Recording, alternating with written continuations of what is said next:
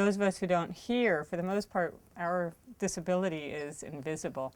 So when you go into the world and now you're walking into restaurants and markets and everything with a dog, everybody looks at you. So it was a big change.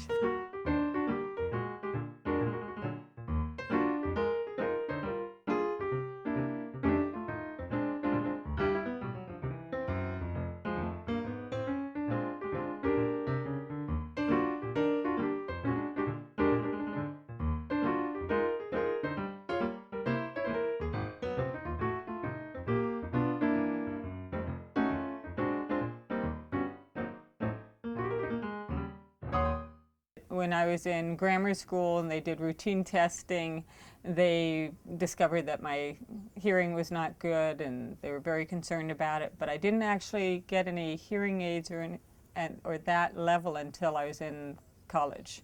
My hearing loss progressively gets slowly worse, and I figured eventually it might come to a point where it would make a lot of sense to have a hearing dog. And my field of work is managing natural lands, so I'm outdoors in wildland situations often, and I almost always bring my dogs with me, so I have a little more sense of what's going on around me and awareness, whether it's someone walking up or driving a vehicle up behind me or wildlife.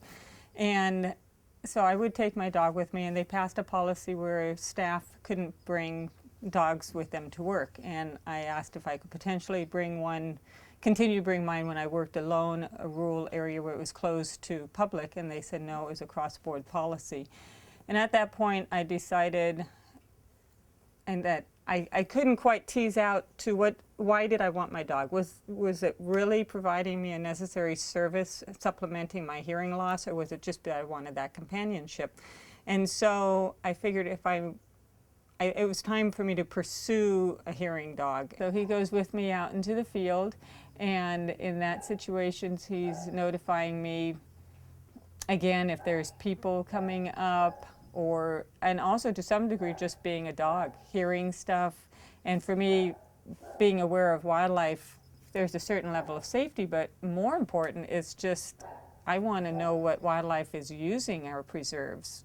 I ended up finding Canine Companions for Independence and did my application and met with them and said, I honestly don't know. I have like a 50 to 60, 70% hearing loss, and is that enough to justify having a hearing dog? And they took into account my work conditions, the progression of my hearing loss, age, all those, the severity of my hearing loss, and decided, yeah, it would be a great idea for me to have a service dog and have them start working with me and get used to the whole process of having a hearing dog and that additional assistance. So it's another tool in the toolbox.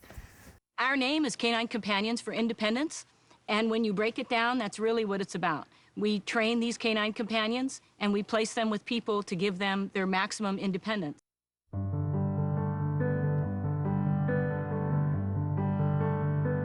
You've passed them in ordinary places. Assistance dogs doing extraordinary things for their human partners. And you may think that in just a glance, you know their story.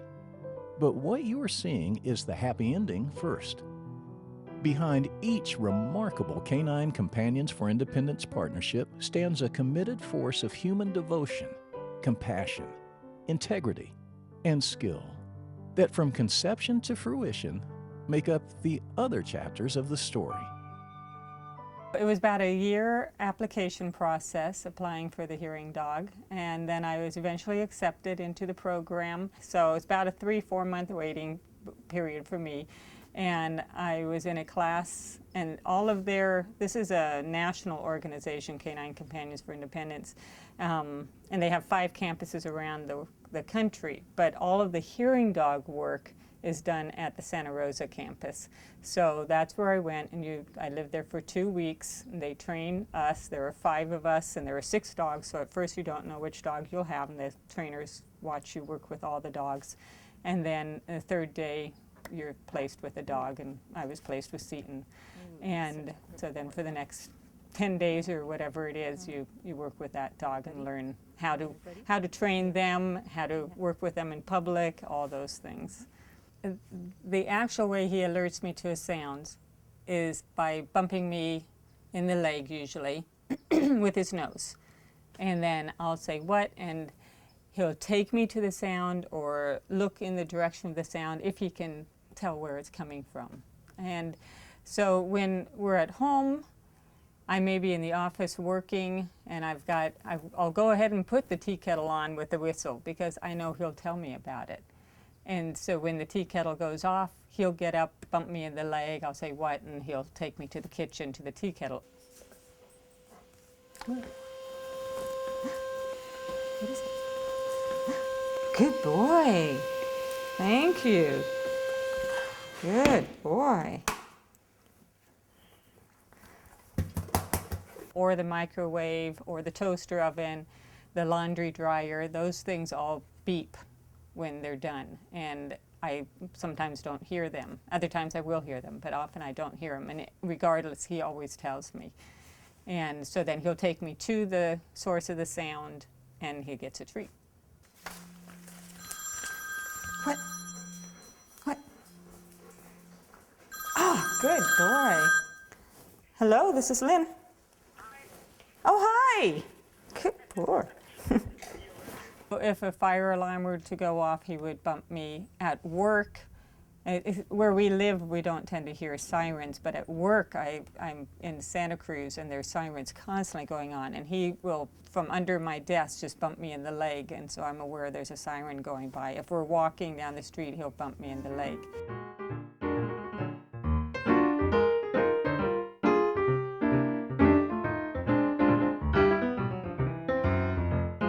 Sometimes we rely on technology, but I have to tell you, my experience, Murphy's Law, is that technology has a tendency to fail because there's batteries and electricity and all of this equipment.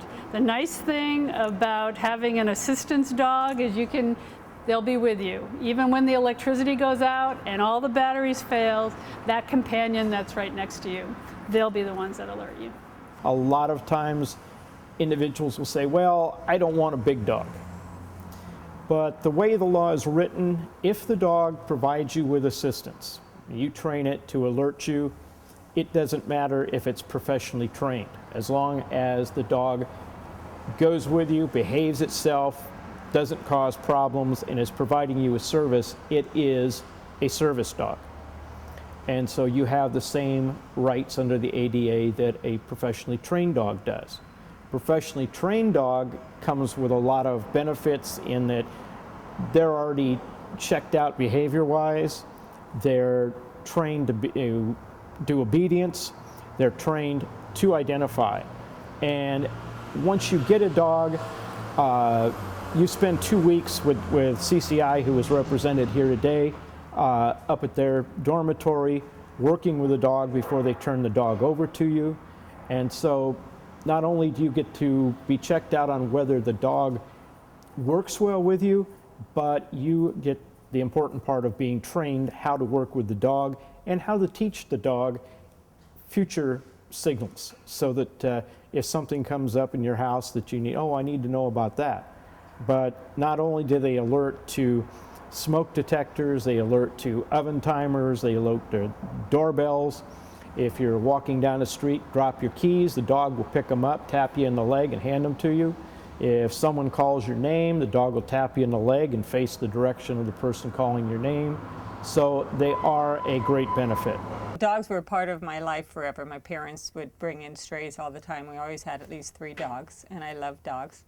And I found from a young age that I loved to have them with me when I was out hiking around and stuff because they would give me a little more of a sense of what was around me. I might not hear things, and I think even fully hearing people will have that same experience. It broadens your awareness of your surroundings.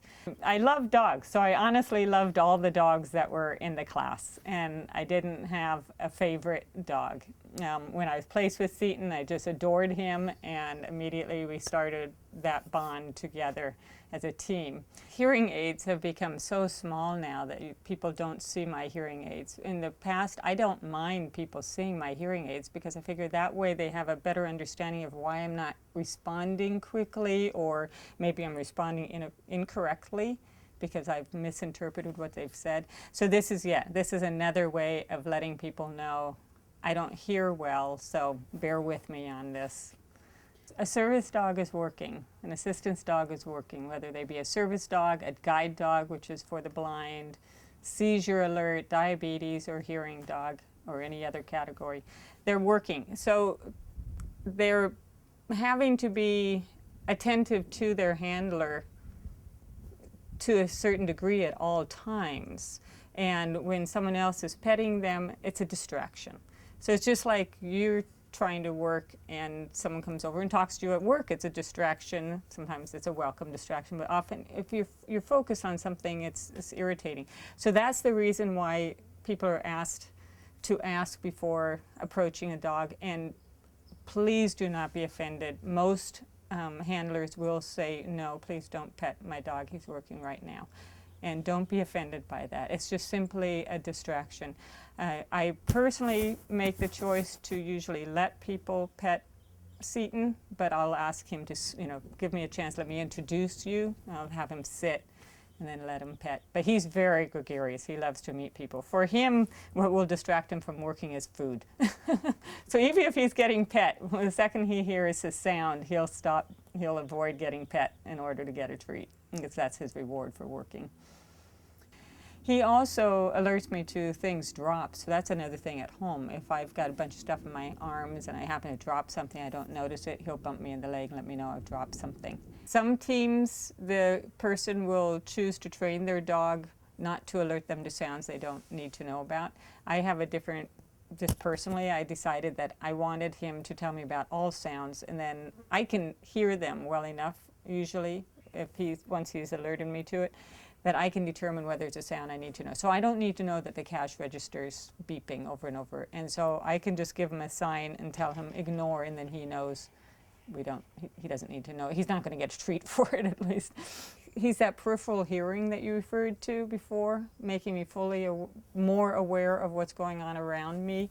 He's often, it might even be a sound I hear but I'm not aware of. And then bumps me and go, oh, that's right, such and such just happened. Or somebody did just knock, I better get up and deal with that. He's essential to me in that he's become a part of my life and part of my routine. But that's not to say that everyone who has a hearing loss or is deaf needs to have a hearing dog. So he's a tool that made a lot of sense for me.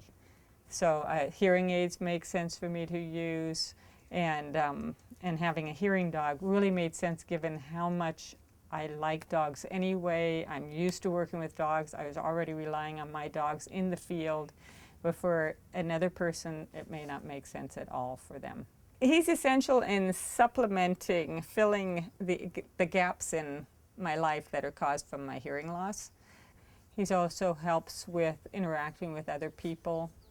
People, like you say, he's essential in helping others understand that I have a hearing loss. Plus, he's a wonderful companion. Such a good boy.